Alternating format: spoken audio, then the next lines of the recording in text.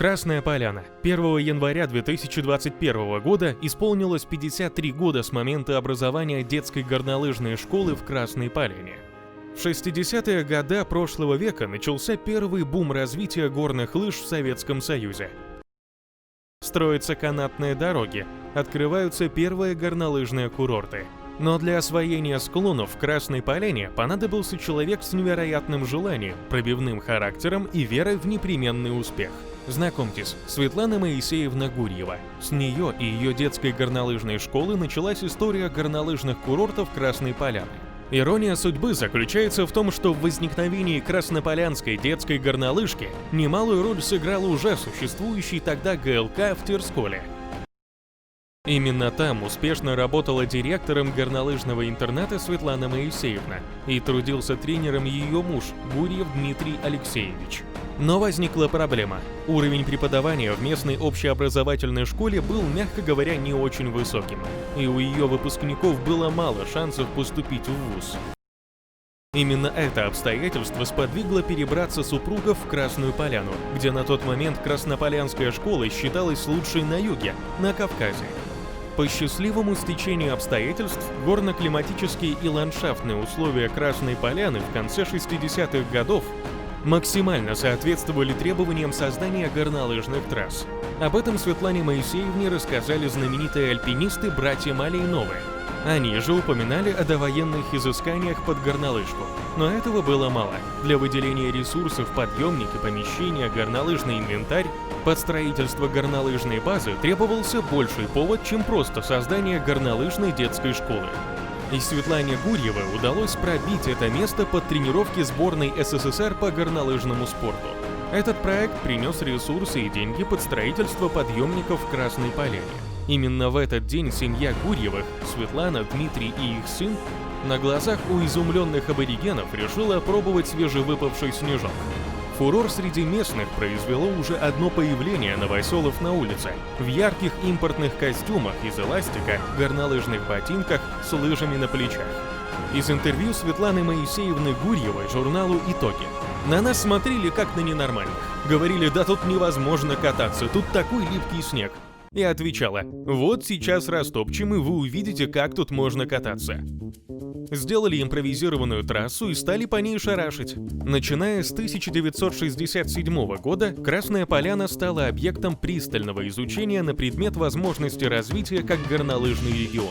В этот год супруги Гурьевы по заданию Комитета по физической культуре и спорту выехали для изучения обстановки в район поселка Красная Поляна. Они подробно изучали местность в течение месяца, осмотрели практически все склоны вокруг Красной Поляны с целью выбора для размещения республиканской горнолыжной детско-юношеской спортивной школы.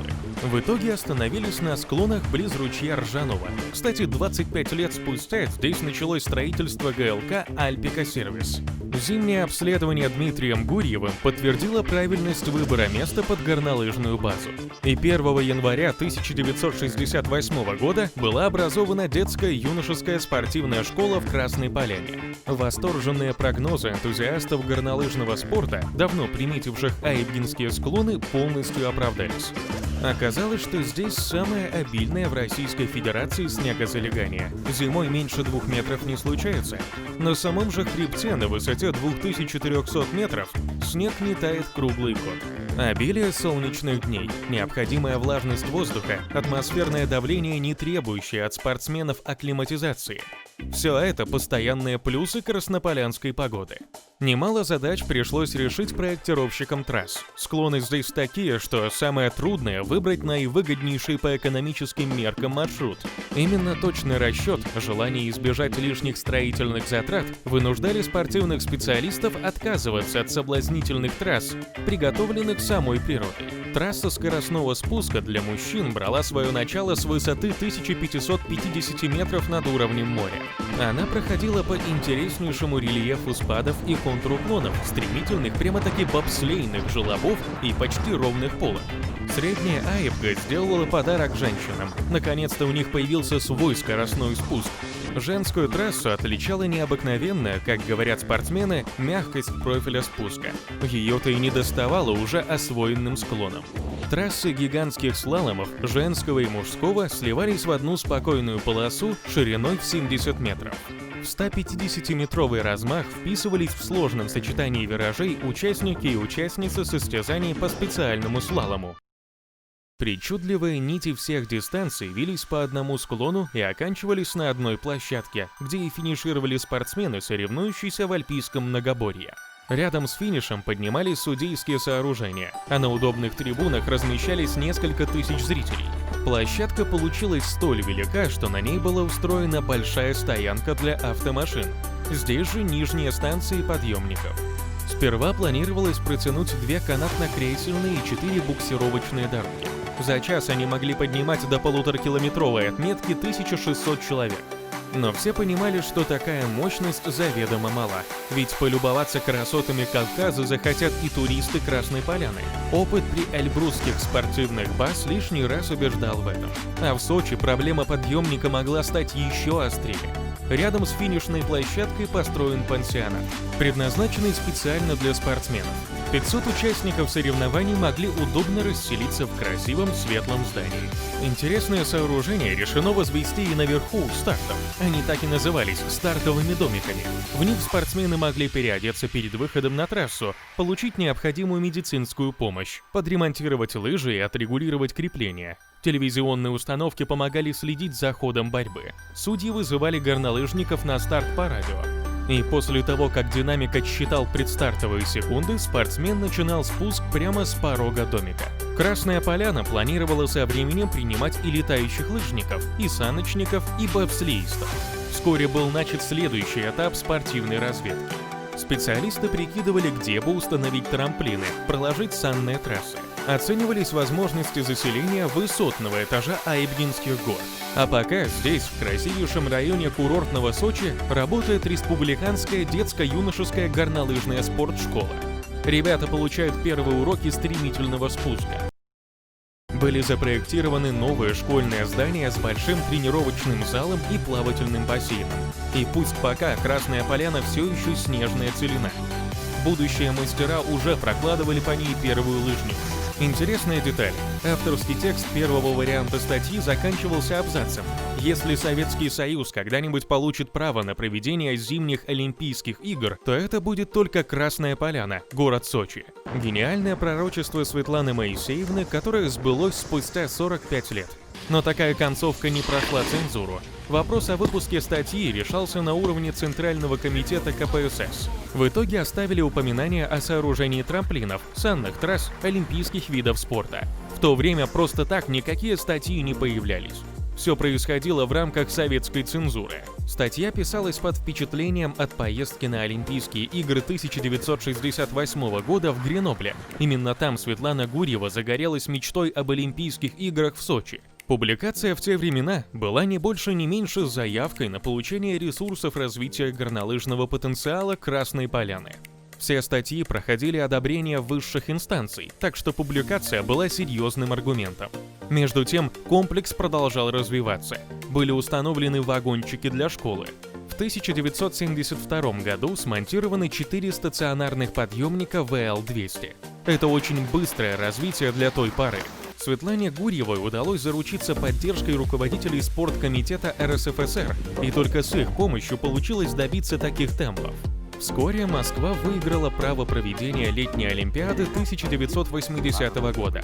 На олимпийскую стройку были брошены все материальные и людские ресурсы страны. Гурьевых выдергивают в Москву для работы в спорткомитете СССР. Светлана Моисеевна становится спортивным директором Центра подготовки олимпийских сборных в подмосковном Новогорске. Светлана Гурьева вспоминала: было интересное время, но это было просто работой. Я мечтала об Олимпиаде в Сочи. Хочу отметить, что Светлане Моисеевне удалось не только построить школу, но и собрать отличный коллектив тренеров.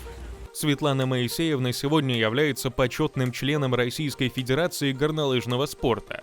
Увы, любой лишенный энергии процесс со временем останавливается. Отъезд Гурьевых лишил комплекс «Спартак» самого главного движителя. Комплекс какое-то время передавали с рук на руки. из одного спортивного общества в другое, пока окончательно не закрыли в 1992 году. Сегодня Красная Поляна не самостоятельный город, как может показаться на первый взгляд, а поселок городского типа в Адлерском районе города-курорта Сочи. Я очень люблю это место и считаю, что Красная Поляна со всей своей внутренней инфраструктурой, природой и многочисленными туристическими горнолыжными комплексами достаточно обособлена и с городом почти не связана. Однако добираться сюда придется из Сочи.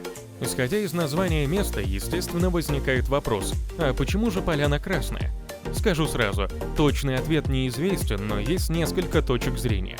Первая гласит, что первые поселенцы, спускаясь с гор осенью, увидели заросли папоротника на поляне, и издали его темно-коричневый цвет в лучах заката приняли за красный. Кто-то, наоборот, отстаивает мнение, что имя поселку дали на рассвете, когда солнце окрасило близлежащие горные вершины. Один из топографов в прошлом веке воскликнул: «Красная поляна, то есть красивая». И действительно, место здесь просто прекрасное. Поселок со всех сторон окружен горами, высота которых достигает 500 метров. Рядом протекает горная река Мзымта. Однако лично меня, когда я впервые сюда попал, помимо чистейшего горного воздуха, больше всего поразила удивительной красоты природа в сочетании с роскошными пятизвездочными отелями, новейшим оборудованием, прекрасно отлаженной инфраструктурой. Ощущаешь себя в каком-нибудь отечественном Сан-Морице, просто прохаживаясь по улицам. И даже если в ваши планы не входит кататься на лыжах или заниматься скалолазанием, просто приезжайте сюда, чтобы полюбоваться на природу и на потрясающей красоты архитектуру. Как и раньше, зимой туристов ждут горнолыжные курорты Красной Поляны. В 2020 и 2021 годах гостей встречают Роза Хутор, Красная Поляна и Газпром.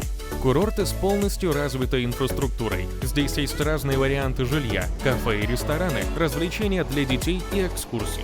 Последние находятся в стадии строительства, но здесь работают канатные дороги, поднявшись на которых вы полюбуетесь красивыми видами со смотровых площадок.